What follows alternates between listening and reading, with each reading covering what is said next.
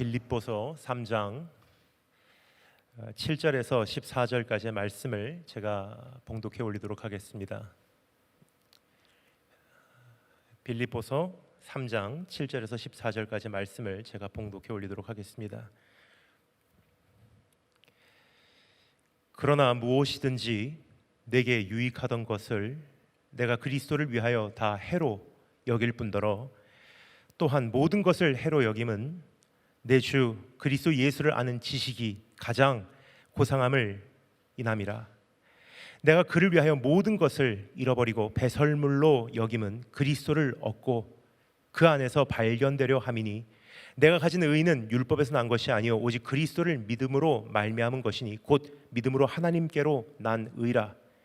내가 그리스도와 그 부활의 능력과 그 고난의 참여함을 알려하여 그의 죽으심을 본받아 어찌하든지 죽은 자 가운데서 부활을 이루려 하노니 내가 이미 얻었다 함도 아니요 온전히 이루었다 함도 아니라 오직 내가 그리스도 예수께 잡힌 바 된 그것을 잡으려고 쫓아가노라.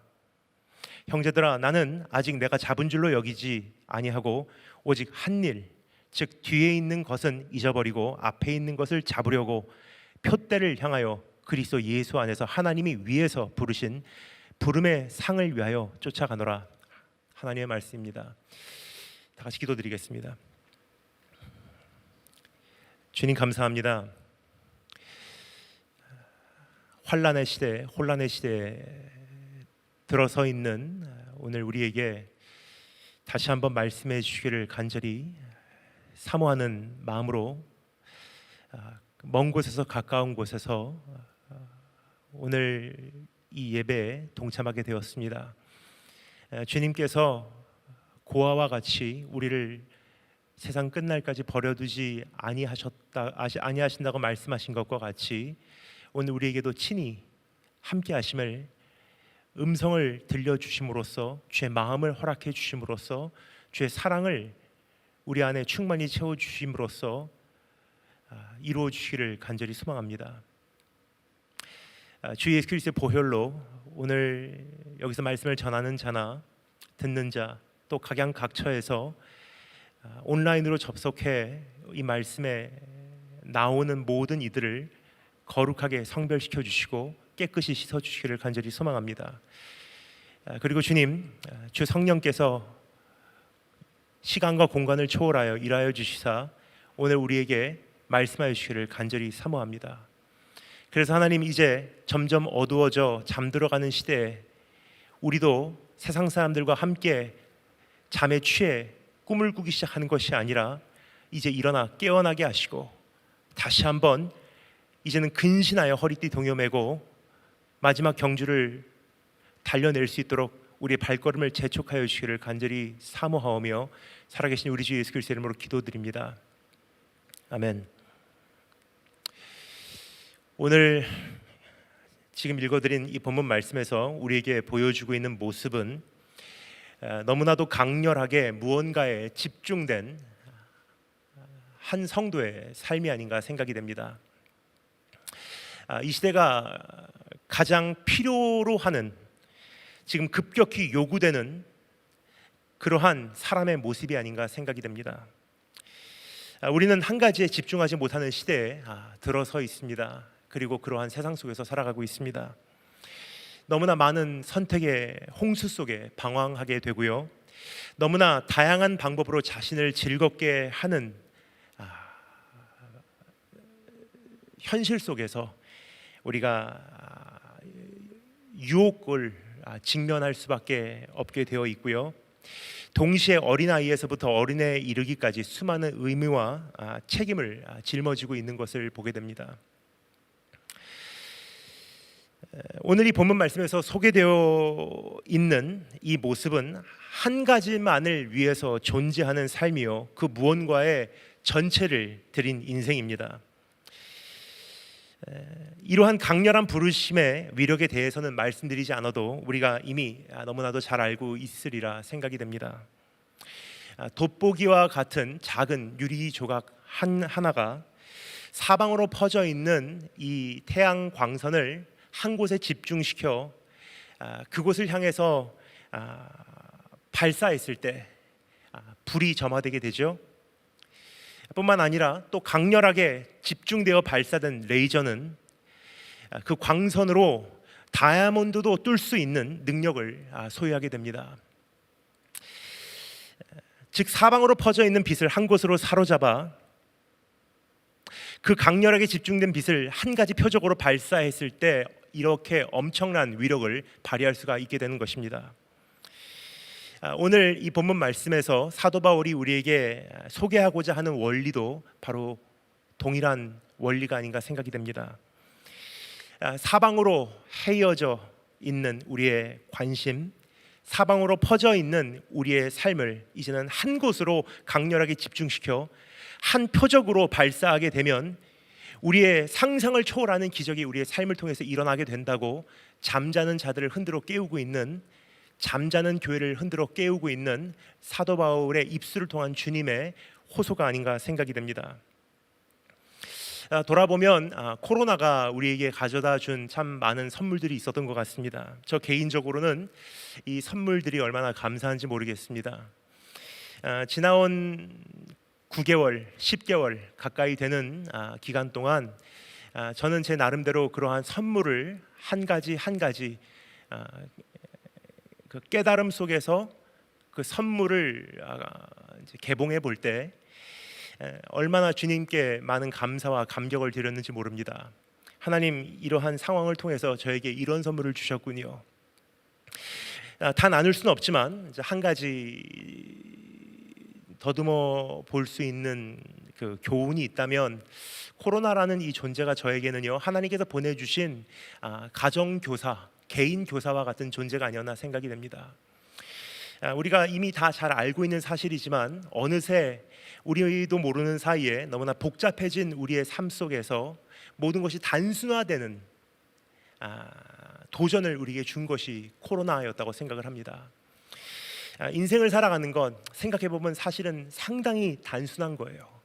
근데 우리도 모르는 사이에 우리가 태어날 때부터 세상이 우리에게 정의해준 그 행복이라는 것을 이루기 위해서 나름 얼마나 다양한 이 선택 속에서 헤엄쳐 왔는지, 그 안에서 우리가 진짜로 행복하다 하기보다도 불행하다고 느꼈을 때가 더 많았을 것입니다. 그러나 이번 코로나 사태를 통해서 인생이 사실 그렇게 복잡하지 않은데, 행복하기 위해서는 사실 그렇게 많은 것이 필요 없는데, 그렇게 분주하게 돌아다니지 않아도 하나님께서 나에게 요구하시는 것은 사실은 상당히 단순한 건데 하는 생각이 들더라고요. 그래서 제 나름대로 한 9가지 제 개인적인 계명을 정하게 되었습니다. 이제 코로나가 언젠가 종식된다고 하여도, 혹은 또 다른 전염병으로 세상이 어려움을 당한다고 하여도, 이렇게 단순한 법칙으로 살아가게 된다면 어떠한 상황 속에서도 또 감사한 법을 발견할 수 있지 않을까 생각이 됩니다. 9가지 짧게만 제가 하이라이트하고 오늘 본문으로 들어가도록 하겠습니다. 첫 번째, 건강하기. 두 번째, 건강하기 위해서 면역력 키우기. 비타민 잘 챙겨 먹으라는 거예요. 영양제 잘 챙겨 드시라는 거예요. 운동하라는 것입니다. 세 번째, 가족을 보살피고 보호하기. 네 번째, 내 이웃을 배려하기. 다섯 번째, 내 이웃도 지금 나만큼 힘들다는 사실을 기억하기. 여섯 번째, 작은 것에 감사하기. 일곱 번째, 내가 오늘 가야 할 곳과 꼭 가지 않아도 되는 곳을 온전히 분별하여 선택하기. 여덟 번째, 오늘 내가 진짜로 만나야 되는 사람과 굳이 오늘 꼭 만나지 않아도 되는 사람을 잘 분별하여 오늘 만나야 되는 사람만 만나기. 그리고 마지막 아홉 번째, 마음껏 숨 쉴 수 있는 것만으로도 오늘 주님 앞에서 감격하기. 사실 이 행복이라는 것이 이렇게 단순해요. 근데 우리가 이 선택의 홍수 속에서 살다 보니까, 분주한 인생 속에서 다름박질하다 보니까 단순한 것을 매우 복잡하게 만들지 않았나 생각이 됩니다. 그러한 현실 속에 있는 우리에게 코로나를 통해서 마음밭을 기경하는 준비를 시켜주시고 오늘 이 말씀을 통해서 다시 한번 이제 결단을 해주시게 하시는 주님의 인도하심을 입으시는 축복이 있으시기를 주님으로 축원합니다. 오늘 이 말씀을 통해서 주님께서 우리에게 주시는 부르심은 정확합니다. 예수 그리스도께서 너희를 사로잡았으니 이젠 너희가 강렬하게 집중하여 예수 그리스도 그분을 향해서 발사되어라. 사방에 퍼져 있는 이 광선을 집중시켜서 한 표대를 향해서 발사시키듯이 너희 인생도 이제 사방에 흩어져 있는 이 관심사, 열정, 열심, 생각, 내가 지금 내 시간을 투자해야 되는 것들, 그 모든 것에서 예수 그리스도께로 집중시켜서 네 인생을 그분을 향해서 발사시킨다면 기적을 맛보게 될 것이다. 이것이 주님께서 우리에게 주시는 이 말씀을 통한 음성입니다. 그럼 이것이 무슨 뜻인지 조금 더 구체적으로 다음과 같은 두 가지로 나누어서 오늘 이 말씀에 한 걸음 더 깊이 들어가 보도록 하겠습니다. 첫 번째, 강렬하게 집중되어 발사되는 삶은 도대체 어떠한 삶입니까? What is this? What is it? 이게 도대체 어떠한 삶입니까? 라는 질문이고요. 두 번째, 강렬하게 집중되어 무엇을 향해 발사되어야만 합니까? What for? 무엇을 위해서 발사되어야만 합니까? 이 두 가지로 오늘 잠시 말씀을 나누어 보도록 하겠습니다. 첫 번째, 강렬하게 집중되어 발사되는 삶은 어떠한 삶입니까? 우선 우리가 살펴보기를 원하는 것은 12절과 14절에 기록되어 있는 한 가지 키워드입니다. 여기는 헬라어 원어로 디오코라고 하는 단어가 사용되고 있습니다. 우리말로는 이 구절에 보면 쫓아가노라라고 번역이 되어 있긴 합니다만 일단 제가 읽어드리고 다시 한 번 더 정확한 정의를 하는 것이 좋을 것 같습니다. 12절과 14절 제가 중요한 부분을 강조해서 읽어드리도록 하겠습니다. 내가 이미 얻었다 함도 아니요 온전히 이루었다 함도 아니라 오직 내가 그리스도 예수께 잡힌 바 된 그것을 잡으려고 쫓아가노라. 디오코, 표대를 향하여 그리스도 예수 안에서 하나님이 위에서 부르신 부르심의 상을 위하여 쫓아가노라. 디오코. 이 12절과 14절 이 두 구절 안에 이 동일한 단어가 두 번이나 반복되어 사용되고 있는 것을 볼 때 그냥 스쳐 지나갈 만한 무시할 만한 단어가 아님을 알 수가 있습니다. 쫓아가노라라고 하는 번역은 정확한 번역이 아닙니다. 똑같은 단어가 또 한 곳에서 전혀 다른 번역으로 사용되고 있는 것을 발견할 수가 있는데 이것은 빌립보서 3장 6절에 기록되어 있는 그 내용인데 제가 읽어드리도록 하겠습니다. 이렇게 번역되어 있습니다. 나는, 사도 바울이 말합니다. 나는 열심으로 교회를 핍박하고 율법의 의로는 흠이 없는 자로라. 쫓아가노라라는 표현이 여기는 기록되어 있지 않아요. 왜냐? 전혀 다른 방식으로 번역이 되었기 때문에. 여기서는 핍박한다라는 단어로 번역이 되어 있습니다. 그러면 쫓아가노라, 핍박하노라, 도저히 이것을 정의할 수 없다라고 생각하실 수 있을 것입니다. 의미를 정의하기 어려운 단어라고 생각하실 수 있을 것입니다. 하지만 사실상 이 디오코라는 키워드의 단어는 매우 의미가 단순합니다. 디오코라는 단어의 의미는 한 가지를 집중적으로 뻗어, 한 가지를 집중적으로 찍고 또 찍고, 치고 또 치고, 뚫고 또 뚫고, 공격하고 또 공격한다는 뜻이에요.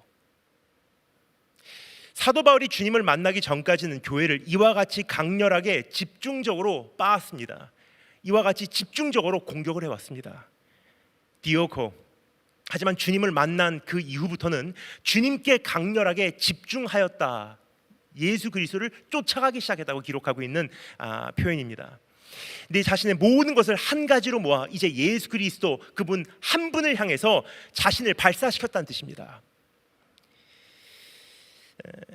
여러분, 이 같은 논리는요 매우 성경적인 논리예요. 왜냐, 마태복음에 보면요 예수님께서도 똑같은 이 신학적 논리를 그들에게 심어주기를 원하셨던 것 같습니다. 진짜로 천국 백성은 이런 사람이다. 마태복음 11장 12절에 이렇게 기록되어 있습니다. 천국은 침노를 당하나니 침노하는 자가 빼앗느니라 그래요.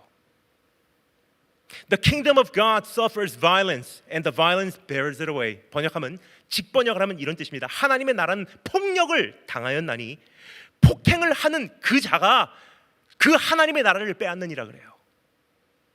조금 이해하기 어려운 표현이죠.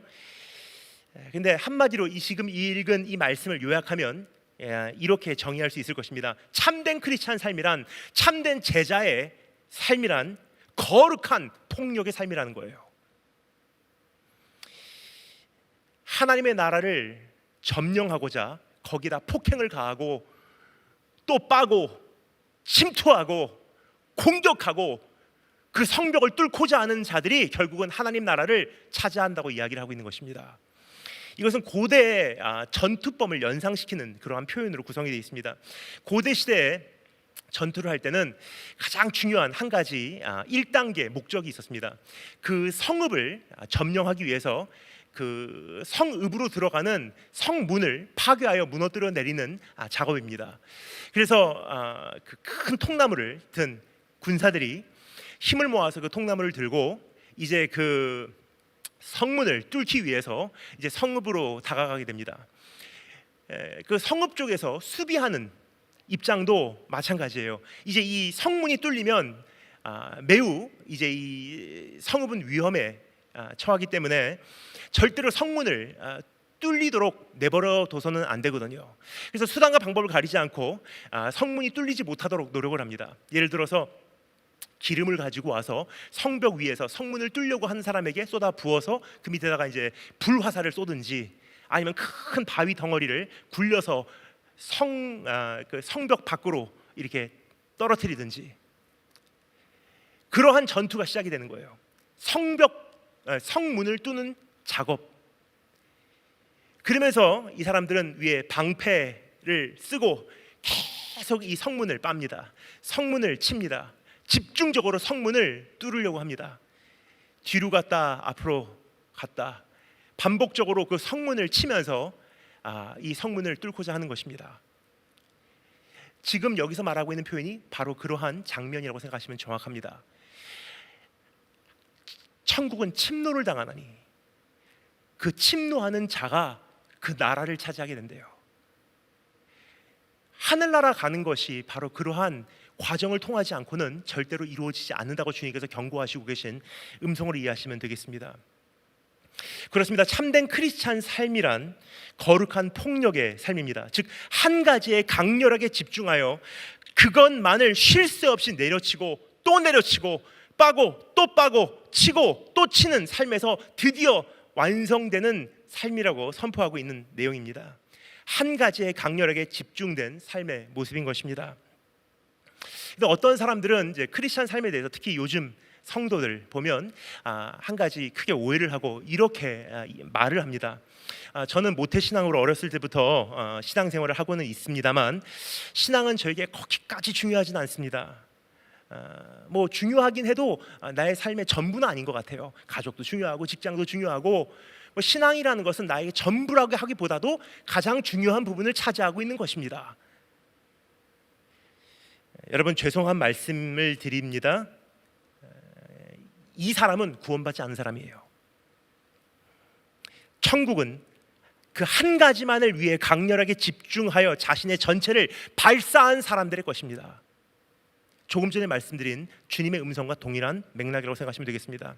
또 어떤 사람들은 이렇게 부끄러운 줄도 모르고 말합니다. 솔직히 신앙생활이라는 것이 우리 개인적인 것이니까 내가 개인적으로 나름대로 하면 되는 것 아닙니까?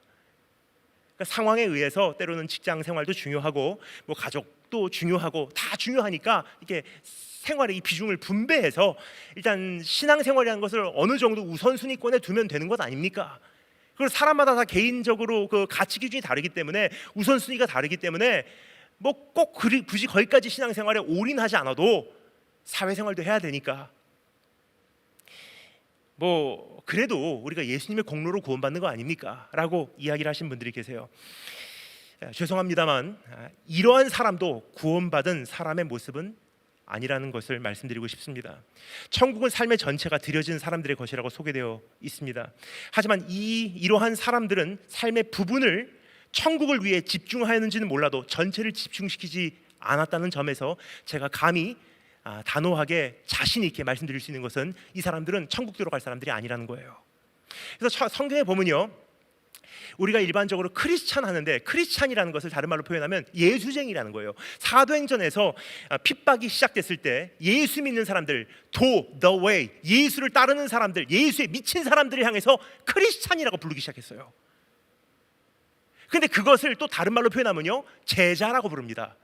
크리스찬은 세상이 우리를 볼 때 이야기하는 호칭이고, 그것을 우리가 본질적으로 해석하면요, 크리스찬 자신은 제자라고 이해를 해야 되는 거예요. 근데 그것을 하나님 입장에서 보면요, 구원받을 자, 천국 시민으로 이해하시면 정확합니다. 동일어예요. 동의어예요 이게. 근데 우리 안에서는 한 가지 오해가 있는 것 같습니다. 크리스찬 그러면 교인을 생각해요. 교회 다니는 사람. 아직 불같이 뜨거운 신앙은 없어도, 전체를 드릴 욕심은 없어도, 그러한 헌신은 없어도 그냥 주일 예배에 참석하여 그냥 위로를 받고 눈물을 흘릴 수 있는 정도의 사람을 우리는 크리스찬이라고 과대평가하고 있잖아 생각이 돼요. 그리고 제자 그러면 제자 훈련을 받은, 주님께 조금 더 헌신을 한 업그레이드된 존재라고 생각을 합니다. 근데 분명히 말씀드리겠습니다. 성경적으로 보면 크리스찬, 성도, 제자, 영생을 얻은 자들은 똑같은 단어예요. 똑같은 의미라는 사실을 기억하시기 바랍니다. 맞습니다. 믿음으로 구원받는 것 맞습니다. 하지만 진짜로 믿는다는 것은 참된 은혜의 감격을 주게 돼 있어요. 진짜로 믿음은요, 뭐를 믿습니까? 나를 위해서 거기까지 죽어주셨다는 사실을 믿는 거잖아요. 근데 믿는다는 것은 무엇입니까? 바라는 것의 실상이고 보이지 않는 것들의 증거래요. 즉 내가 시간과 공간을 초월해서 2000년 전 십자가 사건에 가지는 못했어도 믿음의 눈으로 그 사건을 본 거예요. 그래서 우리를 뭐라 그러죠? 증인이라 그래요. 그것을 진짜로 보면 어떻게 되겠습니까? 나를 대신해서 십자가에서 예수 그리스도께서 물과 피를 다 쏟아내시고 죽는 모습을 본다면 이것은 충격이기 전에 상처예요. 내가 거기까지 죄인이라는 말입니까? 그런데 그러한 나를 용서해 주는 주님을 만났을 때 그 은혜를 경험하게 되면요, 이건 은혜예요. 나를 왜 거기까지 사랑하십니까? 그러한 감격을 소유하게 돼 있다는 거예요. 그러나 그 감격은 감격으로 끝나지 않습니다. 이 감격은 나의 전체를 드리도록 내 안에 흥분을 줘요. 주님 다 드리겠습니다. 성경에 나와 있는 수많은 사람들이 똑같은 이 과정을 겪었어요. 즉 이러한 흥분과 감격과 헌신과 마음 자세와 더 드리고 싶은 간절함과 세상을 향해 신물나고 주님 나라의 그 가치 기준으로 내가 조율되고 영생을 얻고자 달려가는 모습이 없다면 크리스찬이 아니에요. 근데 얼마나 감사한지, 코로나 사태로 인해서 진짜로 예배자냐 아니면 교회만 다녔냐, 알곡과 쭉정이가 이제 갈라진 것 같아요.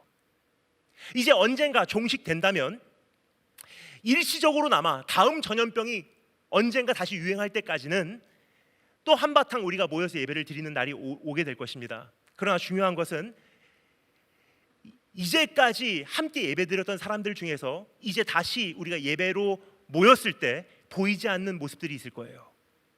그분 어디 가셨어? 요즘에 안 나오는데? 왜요? 지나온 9개월 동안, 지나온 10개월 동안 믿음을 잃어버린 분들이 이제 교회를 가는 것조차 그 가치를 상실해버린 분들조차 가치를 상실해버린 분들이 꽤 많이 생기지 않을까 생각이 됩니다. 그렇습니다, 여러분. 크리스찬이란 자신의 전체를 하나로 집중시켜 그 한 가지를 향해 온 힘을 다해 발사시키는 사람인 것입니다. 근데 우리가 지금 이제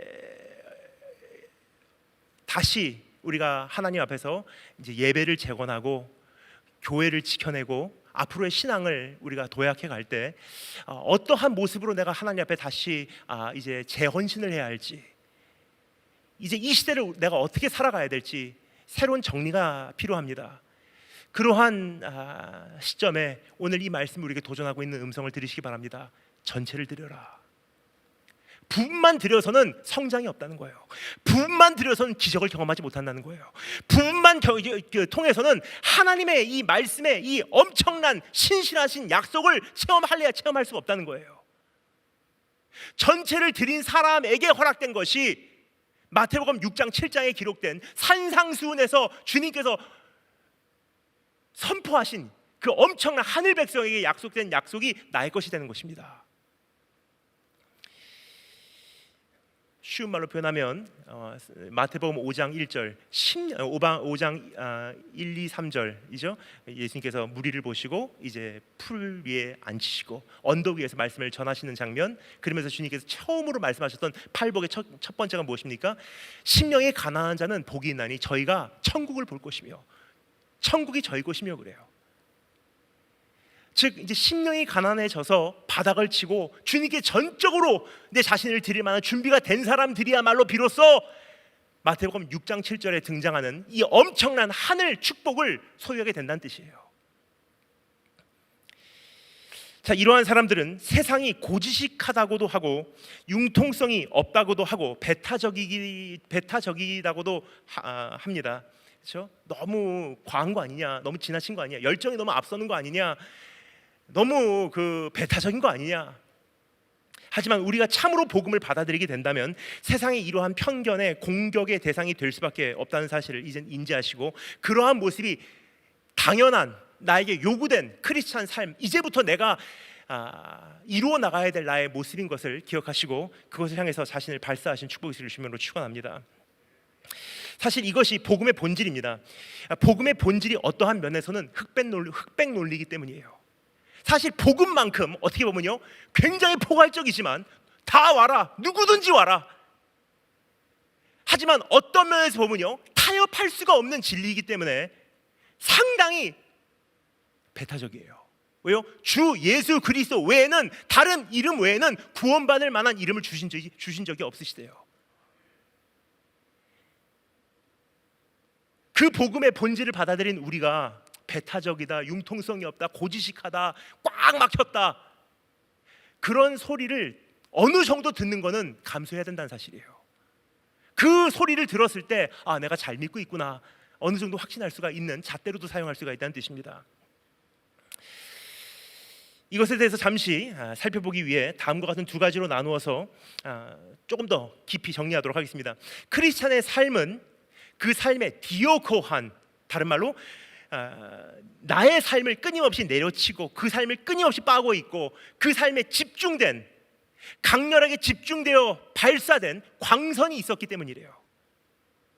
그러니까 내가 먼저 광선으로 발사되기 전에 내 삶에 그러한 광선이 발사되어 내가 그 광선을 입은 사람으로서, 그 결과물로서 나는 드디어 광선을 발사할 수 있는 존재가 됐다는 뜻이에요. 그것을 이렇게 말하고 있습니다. 12절 후반에 보면요, 오직 내가 그리스도 예수께 잡힌 바 된 그것을 잡으려고 쫓아가노라. 무슨 뜻입니까? 여기서는 잡다라는 단어가 두 번이나 반복되어 있습니다. 오직 내가 그리스도 예수께 잡힌 바 된 그것을 내가 잡으려고 쫓아가노라 그래요. 바로 이런 뜻입니다. 그가 나를 잡았기에, 그가 나를 디오코하였기에, 그가 나에게 자신의 광선을 발사하였기 때문에 내가 그를 이제 잡으려고 쫓아갑니다. 내가 그분께 내 광선을 발사합니다. 그의 사로잡힘으로 인해 나도 이제는 그분을 사로잡기 위해 달려갑니다. 바로 그 뜻이에요. 그러니까 우리 크리스찬의 삶이라는 것은요, 가장 먼저 우선적으로 기억해야 되는 것, 그분의 광선을 입은 사람들이에요. 그분의 디오코를 경험한 사람이에요. 그분이 나를 쫓아오시고 그분이 나를 집중적으로 추적하시고 그분의 삶이, 그러니까 그분의 사랑이 내 삶 속에 집중적으로 부어지시고 그 결과물로서 나라는 사람이 하나님 앞에 내 자신의 광선을 발사해서 예수 그리스도란 표대를 향해서 달려갈 수 있는 존재로 변화된다는 것을 이야기하고 있는 것입니다. 참 이것이 중요한 부분이라고 생각을 합니다. 왜냐하면 이것이 복음이기 때문이에요. 복음과 종교의 차이가 바로 여기 있지 않나 생각이 됩니다. 이 세상에 있는 수많은 종교, 불교도 있고 이슬람교도 있고 힌두교도 있고 천주교 뿐만 아니라 작은 이상한 사이비 종교까지 많죠. 오무진리교라든지 신천지라든지. 근데 이 모든 종교가요, 이 모든 종교가 한 가지 공통점을 갖고 있습니다. 이 모든 공통점이 무엇이냐? 네가 잡아라예요. 네가 잡아라, 네가 사로잡아라, 네가 이루어라. 근데 복음은 전혀 다른 이야기를 하는 거예요. 사도 바울의 음성에 귀를 기울여보면요, 오늘 조금 전에 읽어드린 말씀에 귀를 기울여보면요, 전혀 다른 이야기를 합니다. 뭐라고 말합니까? 내가 너를 잡았다, 내가 너를 사로잡았다, 내가 다 이루었다. 그것을 경험한 만큼 감동을 경험하게 되고, 그 감동이 너에게는 원동력이 돼서 네가 나를 잡기 위해서 달려오게 될 것이다.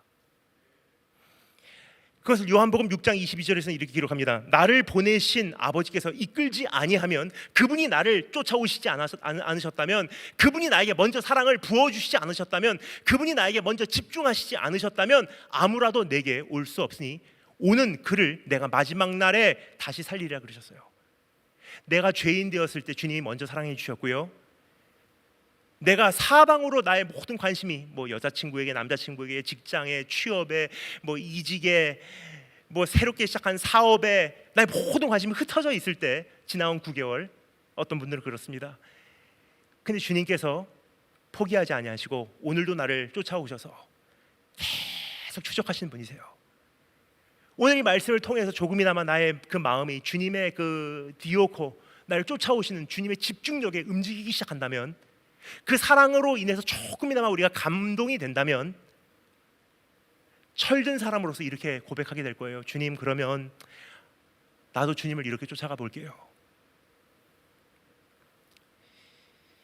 하나님에 집중된 강렬한 광선이 나에게 비추어졌기 때문에 내가 하나님 앞에 나오게 되었다는 것입니다. 여기서 오해가 있을 수 있기 때문에 제가 딱 3가지 질문만 미리 예측을 하고 거기다 이제 제가 답을 드리고 다음으로 넘어가도록 하겠습니다. 첫 번째 질문은요, 자, 그러면 그러한 뜨거운 광선, 생각하면 굉장히 열정적인 경험이에요. 주님께서 나에게 그 뜨거운 광선으로 비추셨을 때, 주님이 나를 쫓아오시고 나를 감동시켜 주시고, 그러한 경험을 나는 하지는 못했는데 나도 구원 받았습니까? 라는 질문을 가지고 계신 분들이 계실 것입니다. 여러분, 예수님을 만난다는 것은, 그 경험은 각양각색이고 너무나 다양한 것입니다. 어떤 사람은 지적으로 시작되고 어떤 사람은 감성적으로 주님과의 만남이 시작될 수는 있습니다. 하지만 중요한 것은요, 이들 모두에게 공통점이 있다는 사실입니다. 그것은 광선이 그들에게 비추어진 것만은 분명합니다.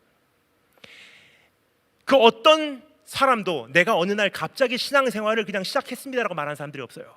그냥 어느 날 내가 그냥 생각하다가 그냥 궁금해서 시작해봤어요라고 말하는 사람들 없어요.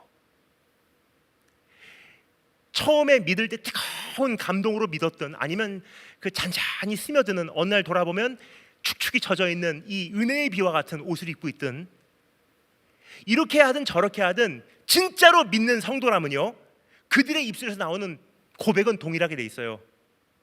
주님께서 나를 부르셨어요.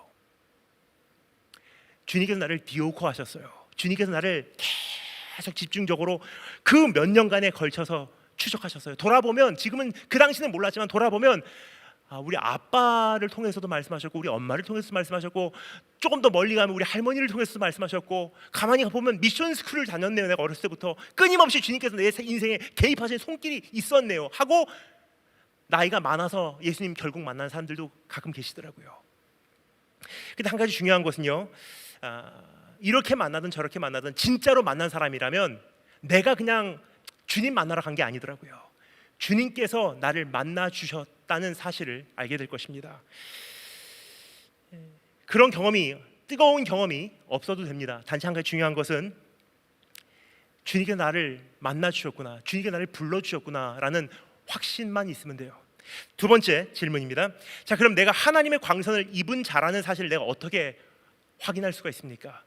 그럼 주님께서 나의 삶에 그 끊임없이 쫓아와 주시고, 내가 그 광선을 입고 그분의 그 격렬한 사랑을 입은, 그것을 받은 사람이라는 것을 내가 어떻게 알 수가 있습니까? 12절 후반에 보면 이렇게 기록되어 있습니다. 오직 내가 그리스도 예수께 잡힌 바 된 그것을 이제는 나도 잡으려고 쫓아가노라.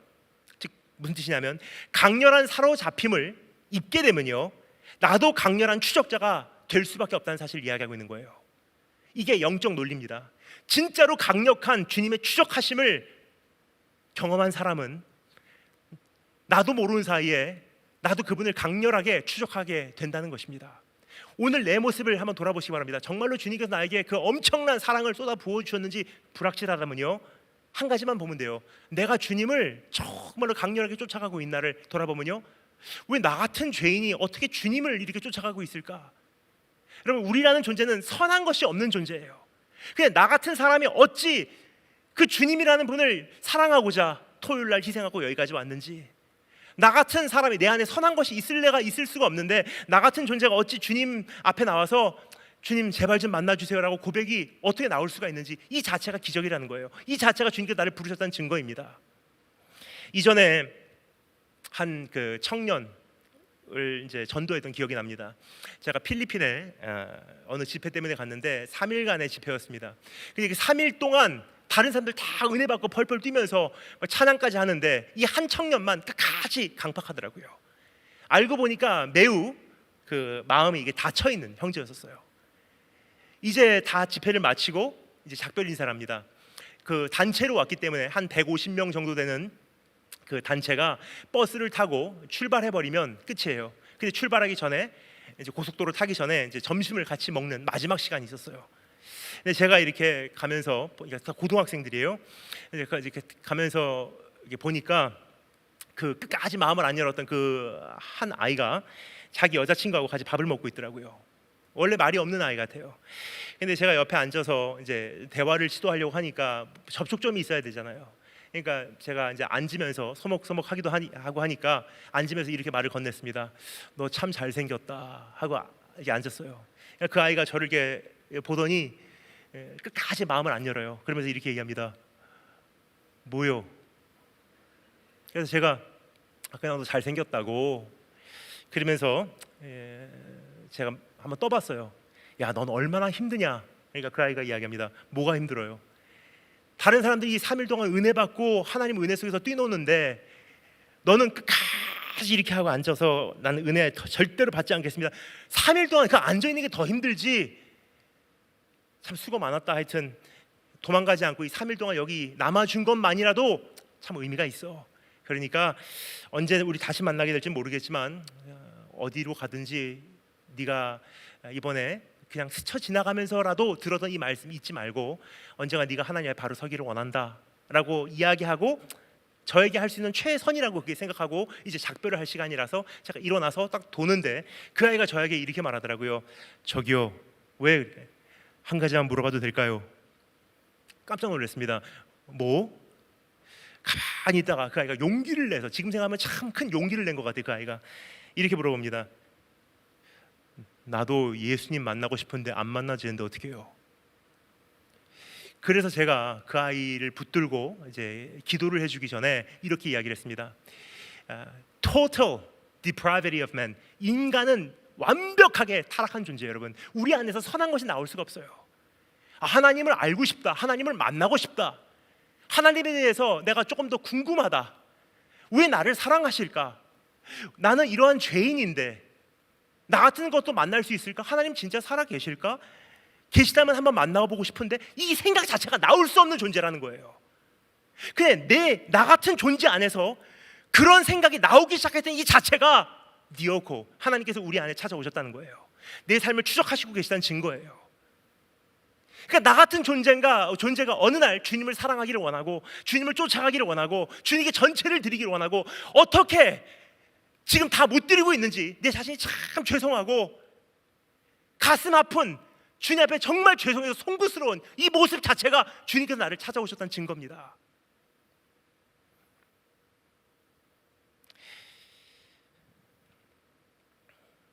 여러분께서는 오늘 얼만큼 하나님께 드리고 계십니까? 조금이나마 드리고 계시다는 것은요, 주님께서 나를 지금까지도 버리지 않으셨다는 하나님의 그 손길이라고 생각하시면 되겠습니다. 근데 세 번째 질문, 마지막 질문을 좀 여러분을 대신해서 제가 미리 예상하고 묻고 지금 이렇게 넘어가고 있습니다. 세 번째 질문. 자, 그럼 왜 모든 사람들이 이러한 경험을 하지 않습니까? 라는 질문이에요. 어떤 사람은 뜨겁게 만나고 어떤 사람은 그냥 잔잔하게 모태신앙으로 만나다가 어느 날 돌아보면 주님을 사랑하고 있고, 나도 사실 뜨겁게 만나고 싶은데 나는 그런 뜨거운 경험이 없어요. 그렇게 생각하시는 분들이 계실 거예요. 특별히 모태 신앙 가운데 그런 분들이 꽤 많으신 것 같아요. 근데 그것에 대해서 사람마다 하나님께서 갖고 계신 계획이 다 다르기 때문에 제가 뭐라고 말씀드릴 수는 단정 지을 수는 없고요. 한 가지만 제가 말씀드릴 수 있는 것이 있습니다. 요한복음 21장 21절에 보면요, 예수님께서 베드로에게 베드로의 이제부터 죽음에 대한 운명을 말씀하시는 장면이 기록이 되어 있습니다.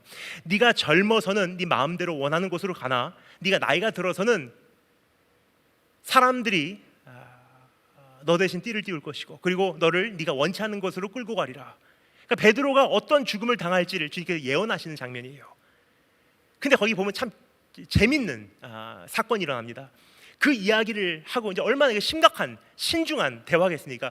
베드로야, 난 이제 너를 이제 떠나게 돼 있어. 근데 네가 나를 3번 부인하지만 회개하고 돌아올 것이고 네가 회개한 후에는 오히려 그 은혜를 경험했기 때문에 오히려 다른 형제들을 네가 돌이키리라. 네가 젊어서는 이렇게 살지만 나중에는 네가 이러한 죽음을 맞이하게 될 거야. 굉장히 그 신중한 그러한 순간이었습니다. 근데 뒤에 요한이 지나가는 거예요. 근데 베드로하고 요한은 언제나 그 경쟁심이 있었던 라이벌입니다. 그러니까 베드로가 그 이야기를 듣다가 갑자기 딱 보더니 예수님께 이렇게 여쭙니다. 주님, 쟤는 어떻게 돼요? 쟤는 어떻게 죽습니까? 라고 물어본 거예요. 그러니까 주님께서 뭐라고 말씀하십니까? 이렇게 대답하세요. 너와 무슨 상관이냐 그래요. 요한이 어떻게 죽든 말든 너하고 무슨 상관이냐 그래요. 이렇게 저는 대답을 드리고 싶습니다. 어떤 사람은 뜨겁게 만나고 주님을 쫓아가는 사람들이 있어요. 하지만 어떤 사람들은 어렸을 때부터 그러한 뜨거운 경험함이 없이 그냥 엄마 따라서 교회 오고 주일학교에서 성장하고 잔잔히 젖어드는 이러한 옷과 같이 그냥 신앙생활을 해왔는데 어느 날 돌아보니 뭔가 더 드려야 될 것 같고 이제는 전체를 드려야 될 때가 드디어 온 것 같고 그러한 마음이 내 안에 간절하고 사람마다 다를 수는 있어요. 다른 사람이 어떻게 됐는지 사실 별로 중요하지 않습니다. 한 가지 중요한 것은 내가 주님을 거기까지 이제 사랑하고 싶은 마음이 조금이나마 있다면 오늘 주님께 나를 부르시고 계신 음성으로 들으시면 돼요. 주님께서 아직도 나를 포기하지 않으셨다는 증거로 확인하시면 되겠습니다. 그렇습니다. 하나님께서 우리를 부르셨기 때문에 내가 올 수 있었던 것입니다. 내가 회개할 수 있었던 것은 그분께서 이미 나를 받아주셨기 때문입니다. 내가 그분을 향해 달려갈 수 있는 것은 그분께서 나를 사로잡아 주셨기 때문입니다. 디오코. 자, 그런데 여기서 한 가지 더 살펴보기를 원합니다. 그 광선, 주님께서 우리에게 발사하신 그 광선을 입은 우리도 그러한 강렬하게 집중되어 발사되는 광선으로 변화되게 되어 있다는 거예요. 조금 전에 말씀드렸듯이 정말로 그 광선을 경험하게 되면요, 나도 주님께 전체를 드리고는 못 배기는 존재가 될 수밖에 없다는 거예요. 서서히나마 그렇게 변화되어 간다는 거예요. 그러니까 여러분께서 지금 어느 노선을 타셨는지 확인하셔야 될 때예요. 시간이 가면 갈수록 더 드리고 싶어지냐 아니면 더 세상 욕심이 많아지냐. 시간이 가면 갈수록 옛날엔 이만큼 드렸는데 이제는 다 드려야 될 것 같고 작년에는 여기까지만 헌신했는데 금년에는 전체를 드려야 될 것 같은, 필요 없습니다. 괜찮습니다. 감사합니다.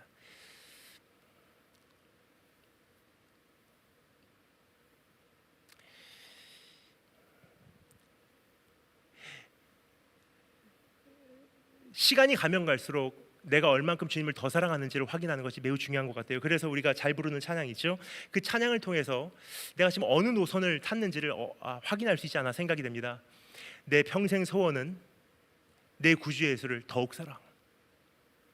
작년보다 금년 더 사랑하고 금년보다 내년 더 사랑하고. 한 번 이런 적이 있습니다. 제가 이제 한 15년 전에 처음에 선교사로 파송을 받고 미국에서 목사 안수를 받고 중국으로 들어갔어요. 중국 가서 이제 처음 선교 사역을 하다 보니까 정말 주님 다시 오실 날이 멀지 않았더라고요. 온 세계에 복음이 다 전파되는 것이 눈앞에 와 있고 성경 번역이 이제 수년 안에 끝나게 돼 있고 이제 땅 끝까지 복음이 전파되는 날이 눈앞에까지 온 것을 선교지에서 확인하게 되었습니다. 그러면서 제 안에 든 생각이 이것을 한국 땅에도 외쳐야 되겠다. 그래서 이제 한국에 와서 복음에 대한 정리와 선교에 대한 큰 그림을 공유하고 주님 다시 오심에 대해서 균형 잡힌 성도의 모습으로서 이제 어떻게 내 자신을 예비해야 되는지를 나누기 시작했습니다. 그것을 이제 제가 하는 사역 예수세대 운동이라는 이름으로 시작을 했습니다. JGM. 그게 벌써 한 8년, 9년, 벌써 10년 정도 가까이 되네요. 근데 그때 이제 함께 시작한 초창기 멤버들이 있어요. 지금은 뭐 그 당시는 청년이었고 학생이었고 했는데 지금은 다 이제 애 아빠고 전도사고 선교사고 이제 제자들이 이제 그 안에 뭐 안수 집사님도 계시고 다 참 많이 삶의 형태가 바뀐 것 같아요. 15년 전이나 지금이나 결혼하지 않고 여전히 싱글로 달려가고 있는 것은 저희 팀 안에 아마 저밖에 없지 않나 생각이 됩니다. 다 저를 두고 다 그렇게 갔어요. 근데 제가 지난번에 몇 년 전에 제가 오랜만에 부산에 집회를 하러 갔습니다. 집회를 하러 갔는데 이제 거기 이제 제자들이 이제는 거기까지 이제 어느 정도 이제 여유가 있다 보니까 목사님 모시러 나가겠습니다. 해서 이제 부산역에 도착하니까 픽업을 왔더라고요. 픽업 받고 이제 집회 장소로 이동을 하는데 저는 이제 조수석에 앉아서 이제 가는데 그 제자가 저한테 이렇게 말하더라고요. 이제 어디를 지나가는데 어느 교회 옆을 지나가는데 목사님 저 교회 기억나세요? 저 교회 뭐지?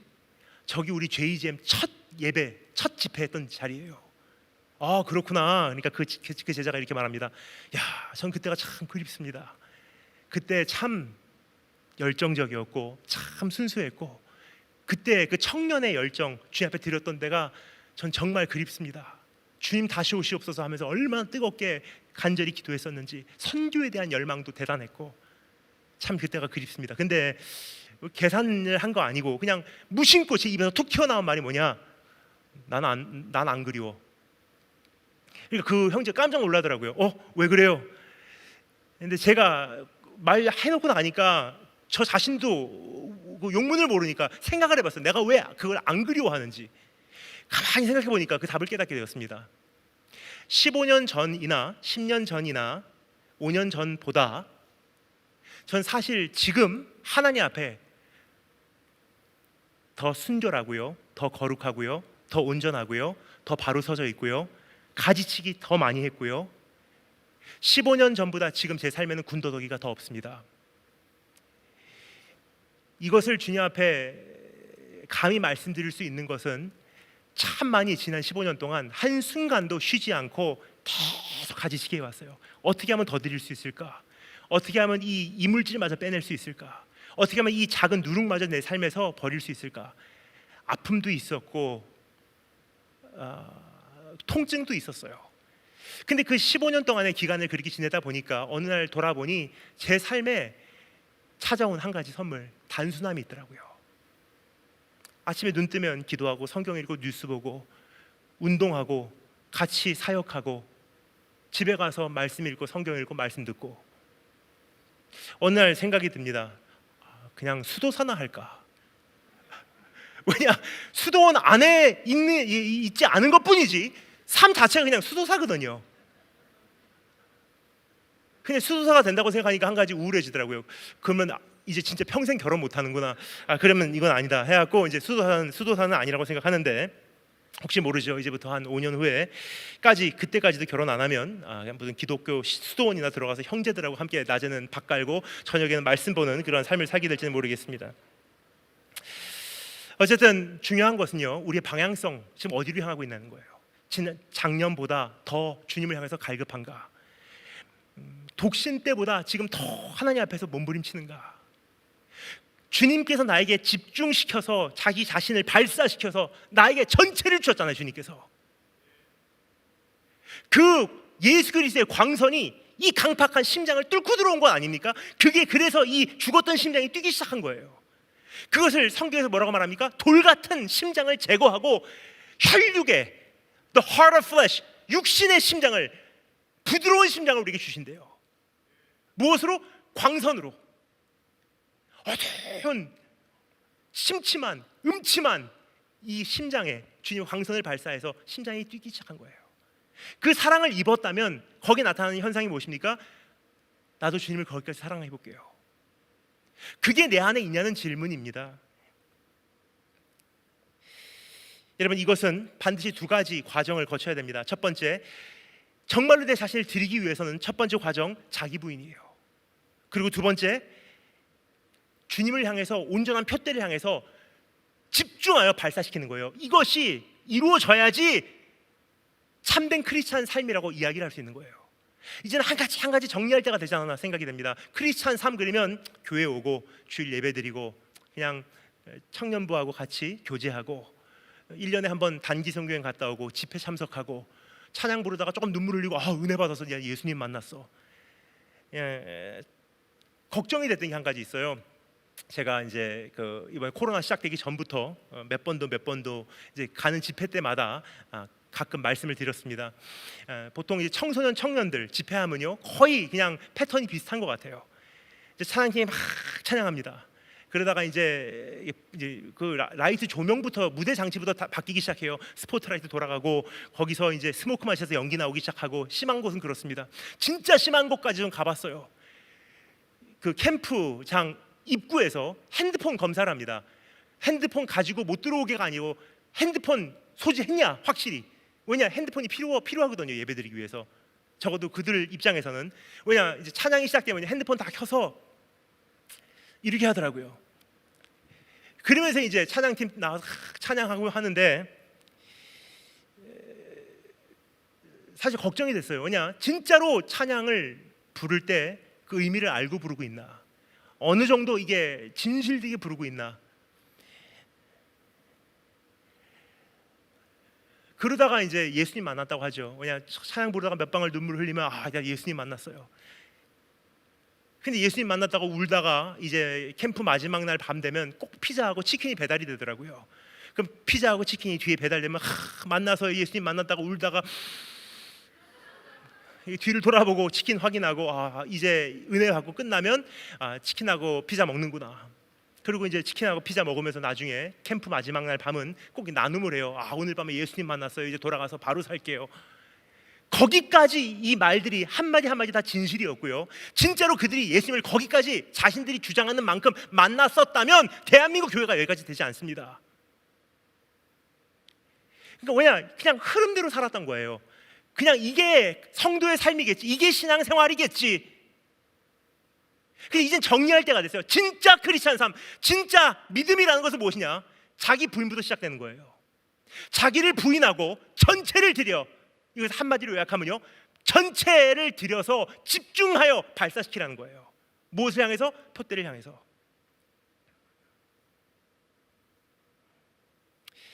나의 나된 것을 전체 부인하는 것. 7절 8절 말씀 읽겠습니다. 그러나 무엇이든지 내가 유익했던 것을 내가 그리스도를 위하여 다 해로 여길 뿐더러 또한 모든 것을 해로 여김은 내 주 그리스도 예수를 아는 지식이 가장 고상함이라. 내가 그를 위하여 모든 것을 잃어버리고 배설물로 여김은 그리스도를 얻고 라고 되어 있어요. 뭐죠? 자기 부인이에요. 우리가 참된 성도가 되는 것은 내가 아는 지식에 하나님을 그 안에 추가하는 정도의 차원이 아님을 이제는 알기를 원합니다. 예수 그리스도를 진짜로 믿는다는 것은요, 내가 알고 있는 지식에 하나님이라는 지식이 좀 들어가서 하나님 그 신앙이라는 어떠한 형태가 들어가서 내 삶을 업그레이드 해주는 정도가 아니라는 거예요. 오늘 지금 읽어드린 이 사도 바울의 말을 정의하자면요, 이런 뜻이에요. 이제까지의 전체가 없어지고 배설물로 여긴다 그러잖아요. 배설물로 여기고 전체, 여러분 배설물, 그래도 이것은 조금 업그레이드 해갖고 쓸만해 하고 남겨둡니까? 배설물이라는 거 버리라는 거예요. 전체를 버리고 이제는 내 안에 새로운 지식이 생기는 것을 말하는 것이에요. 빛이 있으라 말씀하셨던 분께서 보라 다 새 것이 되었노라 말씀하시는 것이 우리가 구원받는 과정에 대해서 말하는 건 아닙니까?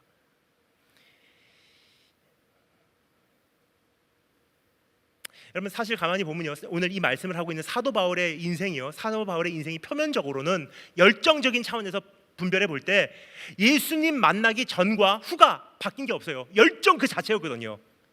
근데 중요한 것은 그 열정을 가지고 어디를 향해서 발사하고 있었는지가 표대가 바뀐 거예요. 그의 생각과 동기와 목적과 전체가 바뀌게 된 것입니다. 그래서 오늘 우리가 진짜 크리스찬이 된다는 것, 그것은 다름이 아니라 크리스찬의 무늬가 있는지를 한번 살펴볼 필요가 있어요. 그 무늬가 있는 건 무엇이냐?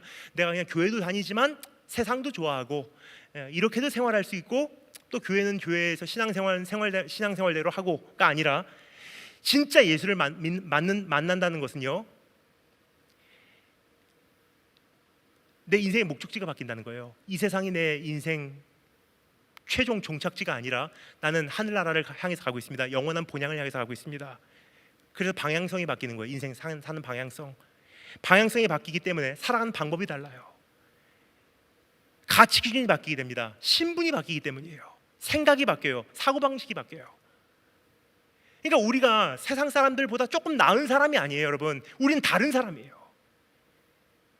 이게 어떻게 시작되냐? 전체를 부인했기 때문에, 내가 완전히 죽었기 때문에 새롭게 시작될 수 있는 거예요. 어느 정도 남겨놓고 추가해서 조금 이렇게 추가해서 보충해서 업그레이드되는 정도의 존재가 아니라는 것을 말씀드리고 있는 것입니다. 오늘 그렇게 내 자신을 발사하신 축복을 주님의 이름으로 축원합니다. 두 번째는 짧게 살펴보고 마치겠습니다. 두 번째는 매우 간단합니다. 이미 거의 답을 드렸어요. 그래서 두 번째는 제가 짧게만 준비해 왔습니다. 두 번째 질문, 강렬하게 집중되어 나는 그러면 무엇을 향해서 발사해야 됩니까? For what? 무엇을 향해서 나를 그렇게 발사시켜야 되냐는 거예요. 이미 짐작을 가실 것입니다. 이미 다 답을 말씀드렸기 때문입니다. 하지만 우리가 여기서 잠시 살펴보기를 원하는데, 14절 말씀에 이렇게 기록되어 있죠. 표대를 향하여 쫓아간다. 표대를 향하여 쫓아간다 라고 말하고 있는데, 그 표대란 무엇인가 라는 질문을 드리고 싶습니다. 즉 다른 말로 내가 무엇을 향해 발사하여야만 합니까? 라는 질문을 드리고 있는 것입니다. 그 답은요 10절에서 발견할 수가 있습니다. 제가 읽어드리겠습니다. 10절 말씀, 내가 그리스도와 그 부활의 권능과 그 고난의 참여함을 알려하여 그의 죽으심을 본받아 라고 기록되어 있어요. 한마디로 요약할까요? 그리스도를 아는 지식을 위해서 내 자신을 여기에 있었던 관심 끌어당기고, 여기에 투자했던 시간 끌어당기고, 여기에 투자했던 물질 끌어당겨서 내 자신을 다 하나로 모아서 예수 그리스도, 그분을 아는 지식이라는 표대를 향해서 내 자신을 발사시킨다는 거예요. 처음에도 말씀드렸듯이 흩어져 있는 빛을 하나로 집중시켜서 발사하면 다이아몬드도 뚫고요, 불을 점화시킬 수 있어요. 이 시대에 하나님의 역사가 그리 많이 나타나지 않는 이유는요, 다름이 아니라 그만큼 사방으로 퍼져 있는 관심을 하나로 집중시켜서 발사하는 사람들의 능력이 없기 때문이에요. 어렸을 때 저희 어머니께서 자주 저에게 하셨던, 저에게 큰 자극을 주셨던 말씀이 기억이 납니다. 하나님께 네가 정말 뒹굴면서 집중해봐, 세계를 뒤집을 거야 그랬어요. 무슨 능력을 키워라, 하나님께 능력을 받아라, 뭐 지식을 구해라, 지혜를 구해라, 좋은 대학교 가고 무슨 전문직을 가지고 뭐 전문성을 키워서 무슨 네 자신을 잘 훈련시켜서가 아니에요. 여러분, 딱 한 가지만 하면 돼요. 전체를 들이면 세상을 뒤집어요. 우리가 지금 굉장히 많이 그 관심과 시간 쓰는 이 그 방법과 돈 쓰는 방법과 우리의 시선과 이 모든 재미가 흩어져 있잖아요. 여기도 조금 저기도 조금, 이것도 할 수 있고 저것도 할 수 있고, 시간 분배도 그렇게 해놨어요. 근데 주님께 한번 미쳐보십시오. 어떻게 미쳐요? 미칠 수 있는 방법 말씀드렸지 않습니까? 나에게 미치신 그분의 사랑을 조금이나마 맛보면요, 돌게 돼 있어요. 그것이 성경에 나와 있는 사람들의 똑같이 그들이 동일하게 경험한 과정들이에요. 나에게 미치신 하나님의 사랑을 경험했기 때문에 그것을 맛본 만큼 사람은 하나님께 미치게 되어 있는 거예요. 그것을 조금 더 오늘 말씀에 맞는 표현으로 이야기하자면 이런 뜻입니다. 그분이 나에게 집중시켜서 발사한 격렬한 광선을 경험한 사람은 나도 그분을 향해서 격렬한 광선을 발사할 수 있는 존재가 된다는 것입니다. 예수 그리스도를 아는 지식을 고상하게 여기기 때문에 모든 것을 배설물로 여기노라, 즉 부인하기 시작한다는 거예요. 그럼 예수 그리스도를 아는 지식이라는 것은 무엇이냐? 이것은 믿는 정도가 아니라 나의 전체를 투자하는 삶을 말하고 있는 것입니다. 우리의 식욕이라는 것은요, 거의 죽는 날까지 안 없어지는 우리의 본능이에요. 식욕. 그러니까 근데 우리가 이제 보면 내 인생에는 더 위대한 가치관이 있습니다 하는데, 사실 사람이 사는 것을 보잖아요. 먹는 것을 위해서 달려가는 삶이에요. 그렇죠? 먹는 것, 의식주, 살기 위해서, 생존하기 위해서. 그러니까 사람이라는 것은 본능을 능가하기가 굉장히 어려운 것 같아요. 근데 이 먹는 것이 우리의 인생의 표대가 된 거예요. 그렇죠? 근데 여기서 말하는 것은요, 예수 그리스도를 아는 지식, 식욕에 대한 얘기를 하는 거예요. 그분을 향한 갈급함, 그분을 향한 목마름, 그분을 향한 배고픔이 너무나 강력해서 그것이 나를 이끄는 원동력이 된다는 뜻입니다. 목마른 사슴 시냇물을 찾아 헤매이듯이 나의 영혼 주를 찾기 위해 갈급하나이다. 무슨 뜻이냐면요, 목마른 사슴은요 계산하지 않아요.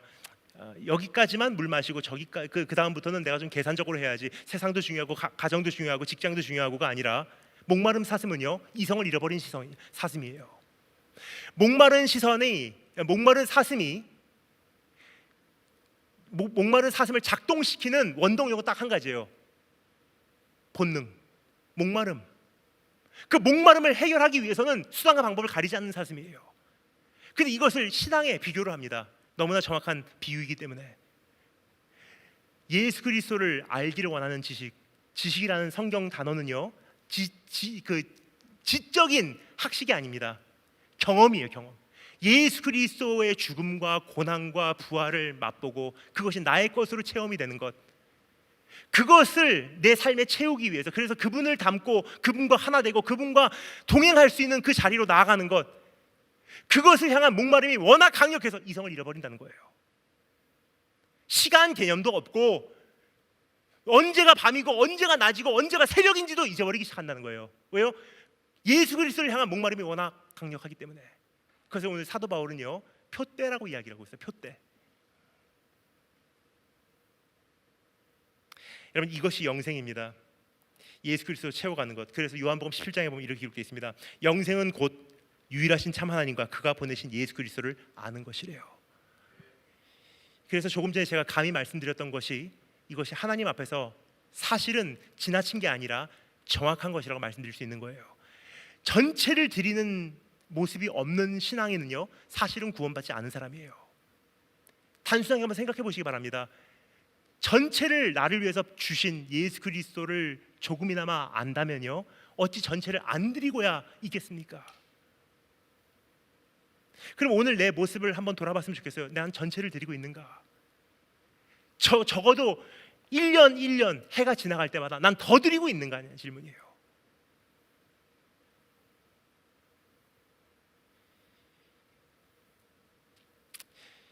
여러분, 지금 전체를 드리고 계십니까? 전체를 드리고 계신 분은요 아마 이렇게 고백할 거예요. 이 세상에 정말 쌓아놓은 게 없기 때문에 주님이라는 분이 만약에 가짜라고, 거짓이라고 결론이 나온다면요 아마 가슴 찢을 거예요. 여러분 어떻게 생각하세요? 어떤 분들은 좀 고상한 이야기를 하시더라고요. 마지막 날, 우리 인생에 마치는 마지막 날, 우리의 신앙 이 전체가 다 가짜라는 결론이 나온다고 칩시다. 절대로 그럴 일은 없지만 만약에 이 모든 것이 거짓이었다는 결론이 나온다고 칩시다. 그러면요 어떤 분들은 그래도 나는 주님 때문에 좋은 인생이었어, 그래도 주님 때문에 꽤 나은 삶을 살았지, 나는 가짜입니다라는 뜻이에요. 뭐냐? 사도 바울은 그렇게 말하지 않아요. 전체를 드렸기 때문에 우리의 인생 마치는 날 이게 다 가짜다라는 결론이 나오잖아요. 한이 맺혀서 눈을 뜨고 밖에 죽지 못해요. 왜냐? 드린 게 너무 많기 때문에. 그러한 인생을 살아가고 있냐는 거예요.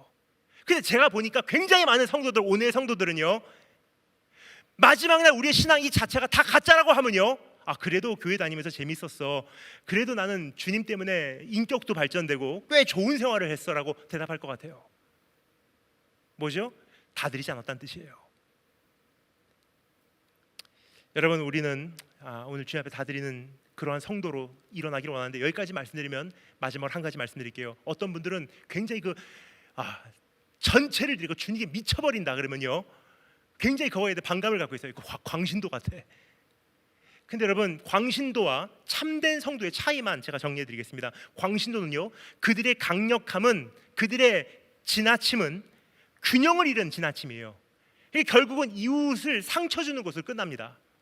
근데 참된 성도는 무엇이냐? 참된 강렬함은 무엇이냐? 집중되어 있고요 절제가 되어 있어요. 이웃사랑으로 꽃을 피고요, 그리고 주님께 온전한 이 강렬함을 우리가 발사시켰을 때 어떻게 되냐? 그분께서 나에게 보여주신 것은 지나친 과격한 신앙생활이 아니에요. 주님께서 나에게 어떻게 발사하실지 기억하십니까? 전체를 다해서 집중적으로 강렬하게 보여주신 것이 무엇이냐? 강렬한 겸손함, 강렬한 섬김, 강렬한 참음, 강렬한 온유함, 강렬한 희생. 그럼 그 빛을 받아서 내가 이 세상에 발사해야 되는 그 강렬함이란 무엇이냐? 나도 역시 강렬한 희생, 강렬한 겸손함. 이것이 참된 성도와 광신자의 차이예요. 오늘 예수 그리스도의 사랑을 내가 입은 자로서 나는 어떻게 살아가야 할까? 교회여 깨어나라 말씀하신 주님 앞에 이제는 깨어나서 나는 포스트 코로나가 끝난 이후에 나는 어떻게 신앙생활을 해 나가야 될까? 방향성을 정하시기 바랍니다. 다 같이 기도하겠습니다.